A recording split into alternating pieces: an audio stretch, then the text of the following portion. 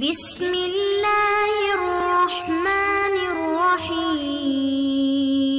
السلام علیکم معزز طلباء کرام، آپ سب کیسے ہیں؟ آج ہم موطا امام محمد کے سبق نمبر 241 کو پڑھیں گے۔ آج کے ہمارے سبق کا عنوان ہے کہ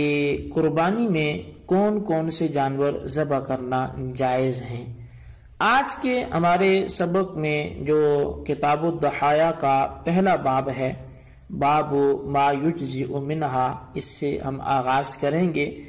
اور احادیث پڑھ کر پھر باقاعدہ اس پر جو کلام ہوگا وہ بھی آپ کے حضور پیش کیا جائے گا۔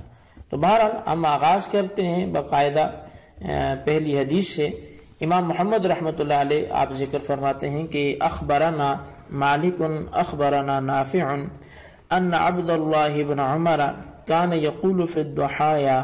والبدن السني فما فوقه۔ امام محمد رحمۃ اللہ علیہ فرماتے ہیں کہ ہمیں امام مالک نے خبر دی ہے، اور وہ فرماتے ہیں کہ ہمیں حضرت نافع نے حضرت عبداللہ بن عمر رضی اللہ عنہما سے بیان کیا۔ وہ فرمایا کرتے تھے کہ قربانی میں اور بدنہ میں مسنہ اور اس سے زیادہ عمر کا جانور ہونا چاہیے۔ اخبرنا مالک اخبرنا نافع عن ابن عمر انه كان ينهى عما لم تسن من الضحايا والبدن وعن التي نقص من خلقها۔ امام محمد رحمۃ اللہ علیہ بیان فرماتے ہیں کہ ہمیں امام مالک نے حضرت نافع سے خبر دی ہے، وہ حضرت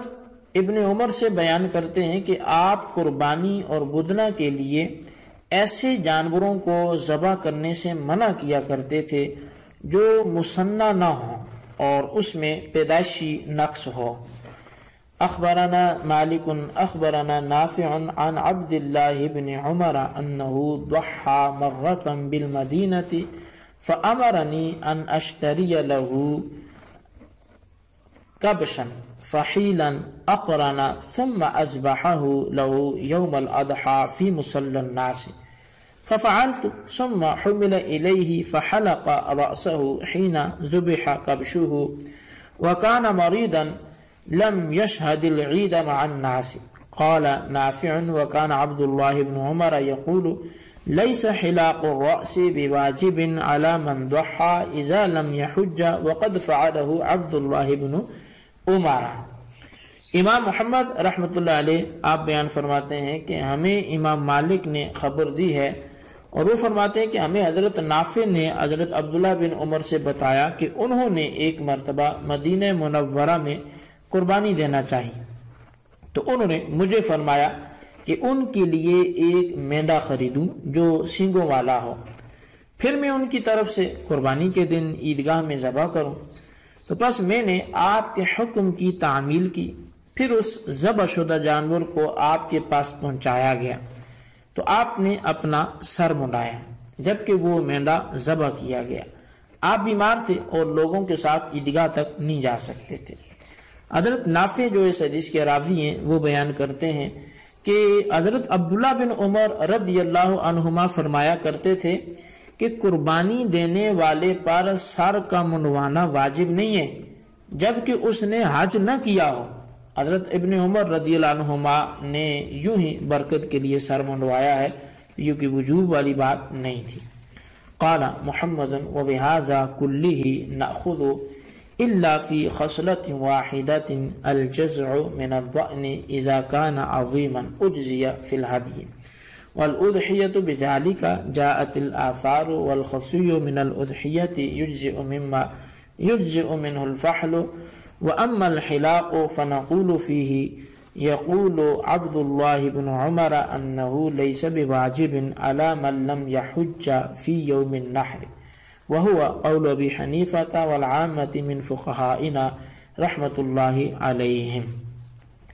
امام محمد رحمۃ اللہ علیہ کہتے ہیں کہ ہم تمام ان باتوں پر عمل کرتے ہیں، صرف ایک بات میں ہمارا اختلاف ہے،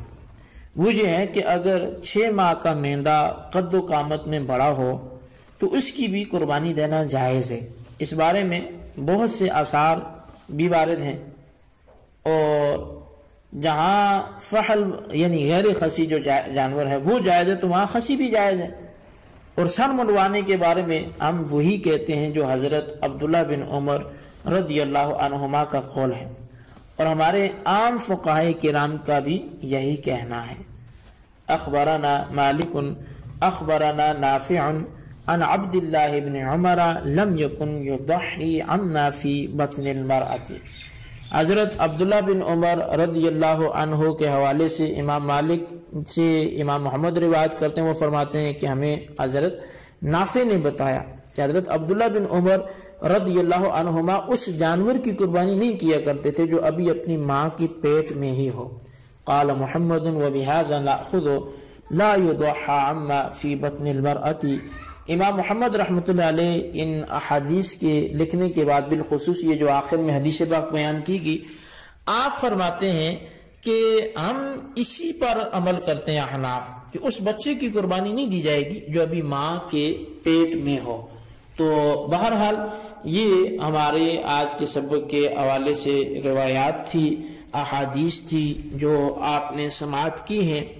اب اس باب میں کچھ الفاظ بھی استعمال ہوئے ہیں تو اس حوالے سے بھی بات کر لیتے ہیں کہ کون سے الفاظ جو ہیں ان کے کیا معنی ہیں۔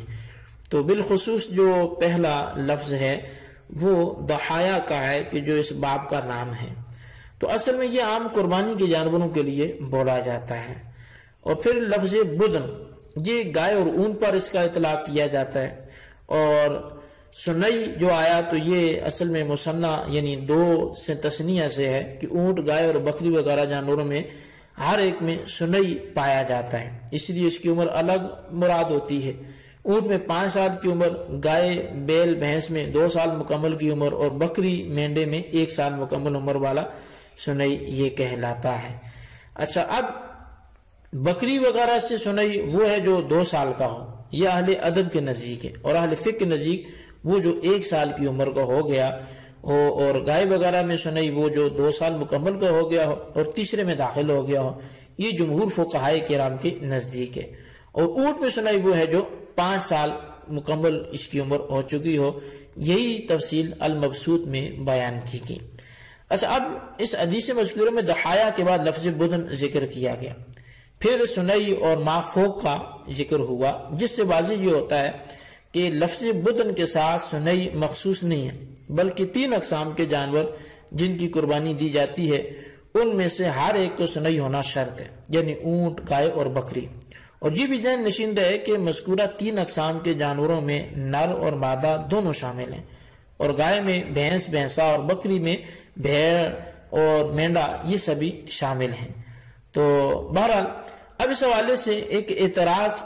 وہ کیا جاتا ہے کہ بکری کے بارے میں تم 1 سال عمر والی کی شرط لگاتے ہو اور اس سے کم عمر والی کی قربانی ممنوع قرار دیتے ہو، حالانکہ بعض صحابہ کرام نے بکری کا 6 ماہ کا بچہ بھی قربان کیا ہے، تو احناف کا عمل پھر صحابہ کرام کے عمل پر تو نہیں ہوا۔ اب جن صحابہ کرام نے 6 ماہ کا بچہ قربان کیا وہ قانون و قاعدہ بھی مذکور سے جو یہاں پر ہے اس سے مستثنا ہے،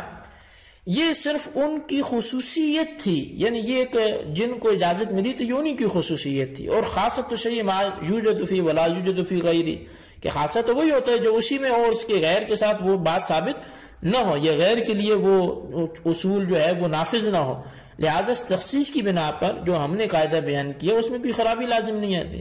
اچھا جی، یہ ان کے ساتھ کیسے مخصوص تھا؟ تو سیکھیں جی، صحیح مسلم کی حدیث پاک دیکھیں، حضرت برا بن عازب رضی اللہ عنہ آپ فرماتے ہیں کہ حضرت ابو بردہ رضی اللہ عنہ نے نماز عید سے قبل جانور قربان کر دیا، اس پر نبی علیہ السلام نے انہیں فرمایا کہ اس کے بدلے میں اور قربانی دے دو، تو انہوں نے عرض کی یا رسول اللہ میرے پاس تو اب صرف 6 ماہ کا بکری کا بچہ ہی ہے، تو حضرت شعبہ کہتے ہیں کہ میرا خیال ہے کہ وہ 6 ماہ کا بچہ 1 سال عمر والے سے بہتر تھا، تو نبی علیہ السلام نے انہیں فرمایا اس 6 ماہ کے بچے کو اس کی جگہ قربان کر دو، لیکن یہ صرف تمہیں اجازت ہے، تو ہمارے بعد کسی اور کے لیے یہ جائز نہیں ہے۔ اب یہ نبی علیہ السلام نے واضح لفظوں میں ارشاد فرما دیا،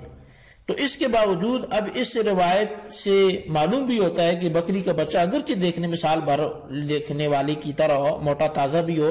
تو بھی اس کی قربانی یہ صرف انہی صحابی کے لیے جائز تھی، یہ ان کے علاوہ کسی کے لیے جائز نہیں تھی۔ اور یہ اللہ تعالیٰ نے اپنے محبوب کو شان بھی دے رکھی تھی کہ آپ جس کے لیے جو جائز یا واجب یا ممنوع فرمائیں تو آپ فرما سکتے تھے. تو لہٰذا اب وہ انہی صحابی کو نبی علیہ الصلوۃ والسلام نے اجازت دی. تو اسی پر احناف بھی عمل کرتے ہیں کہ وہ ان کے لیے خاص تھا. باقی جو مسائل ہیں کہ کوئی بکری کا بچہ وہ اگر دکھنے میں بڑا بھی ہو تو اس بڑے کی وجہ سے اسے قربانی میں ذبح نہیں کیا جائے گا جب تک اس کی عمر وہ نہ ہو جائے جو مطلوب ہے. تو بالکل یہ قرآن و حدیث کے مطابق ہے، یہ کہ احناف کا خود ساختہ کیا ہوا اصول نہیں ہے. اچھا، اب اس میں ایک بات مزید یعنی اعتراض مسئلے کے احناف پہ ہو سکتا ہے، وہ یہ ہے کہ تم نے یہ بھی بیان کیا کہ بھیڑ اور مینڈا بکری کے حکم میں ہیں، یعنی جس طرح بکری کی عمر 1 سال ہونا ضروری ہے، اسی طرح بھیڑ کی بھی عمر 1 سال ہونا ضروری ہے، اور جس طرح بکری کا 6 ماہ کا بچہ جائز نہیں ہے، تو اسی طرح پھر یہاں بھی یہ اصول ہونا چاہیے کہ بھیڑ کا بھی 6 ماہ کا بچہ جائز نہیں ہونا چاہیے. حالانکہ احناف جو ہیں یہ بھیڑ کا 6 ماہ کا بچہ وہ جائز قرار دیتے ہیں جو دکھنے میں سال بھر کا لگے. تو پھر یہاں پر یہ استثناء کس لیے کیا گیا؟ اس حوالے سے جواب یہ ہے کہ قیاس کی حد تک تو بات درست نظر آتی ہے، لیکن یہ مسئلہ قیاسی نہیں ہے، یہ تو قضیہ ہے. اور نبی علیہ السلام نے بھیڑ کا 6 ماہ کا بچہ جائز قرار دیا ہے، اس کے لیے کوئی تخصیص بھی نہیں فرمائی. اگرچہ بعض حضرات نے اس میں ایک شرط رکھی ہے کہ 6 ماہ کا بھیڑ کا جو بچہ ہے یہ اس وقت جائز ہے کہ جب سال بھر کا نہ ملتا ہو اور یا موجود نہ ہو، لیکن یہ درست نہیں ہے، کیونکہ نبی علیہ السلام نے بلا شرط بغیر کسی قید کے آپ نے جو ہے وہ اس کو جائز قرار دیا ہے. تو اب اس حوالے سے حدثنی محمد بن ابی یحییٰ، یہ ابن ماجہ نے لکھا کہ مجھے محمد بن ابو یحییٰ جو مولا اسلمین ہیں انہوں نے بتایا کہ میری والدہ نے بلال بنت ہلال سے، اور وہ اپنے والد سے بیان کرتی ہیں کہ رسول اللہ صلی اللہ علیہ وسلم نے ارشاد فرمایا کہ بھیڑ کا 6 ماہ کا بچہ قربانی میں جائز ہے. اسی طرح میں بلال سے روایت ہے کہ رسول اللہ صلی اللہ علیہ وسلم نے ارشاد فرمایا کہ بھیڑ کا 6 ماہ کا بچہ قربانی کر لیا کرو، یہ جائز ہے. اسے امام احمد نے، طبرانی نے کبیر میں روایت کیا، اور اس کے تمام رجال بھی فرمایا کہ ثقہ ہیں. اسی طرح مبسوط میں حضرت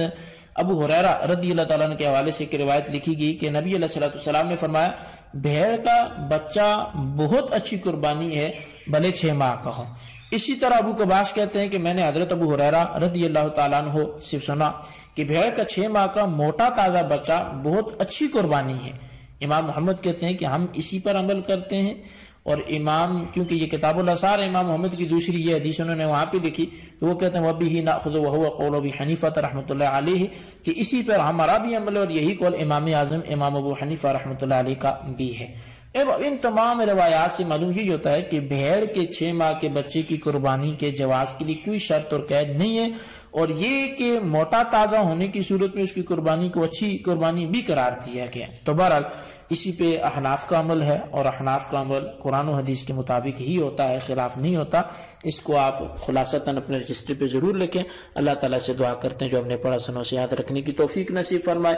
آمین بجاہ النبی الامین صلی اللہ علیہ وسلم.